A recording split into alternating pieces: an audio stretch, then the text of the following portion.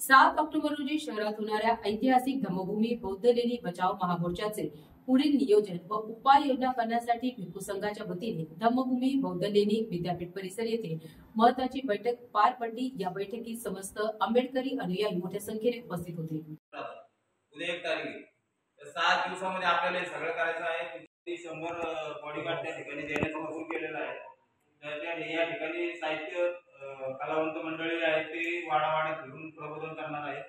वाडावाडा जनजागृती कसं होईल त्या अनुषंगाने ते काम करणार आहेत। भिक्खू संघ आपल्यासोबत फिरणार आहे। तर प्रत्येकाने आपापली त्यांची जबाबदारी आपण कसं याला चांगलं म्हणजे मोठा भव्य लाखोंचा मोर्चा कसा होईल त्याकडे आपण आपणही वेगवेगळ्या पक्षामध्ये त्याचा फायदा उचलून या ठिकाणी नोटीस लावण्याचं काम इथे पोलीस प्रशासनाने केलं आहे।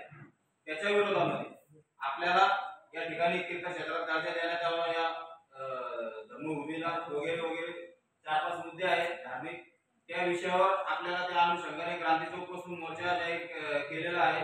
त्यानुसार आपल्याला पुढील नियोजन कसं हवं म्हणजे त्याचे पॉम्पलेट काढले पाहिजे। आता आपण शहरातून वेगवेगळ्या भागातून आलेलो आहोत, प्रत्येकाने आपापल्या भागातली जबाबदारी स्वीकारली पाहिजे। त्या ठिकाणी पॉम्पलेट परचेस झाले पाहिजे, लोकांपर्यंत ही बातमी गेली पाहिजे। सोशल मीडियाद्वारे, प्रिंट मीडियाद्वारे, आपापल्या माध्यमातून फेसबुकवर आज सगळे आहे, सोशल मीडियावर आहे, व्हॉट्सअपवर आहे, तर त्या याचा प्रचार व प्रसार झाला पाहिजे जास्तीत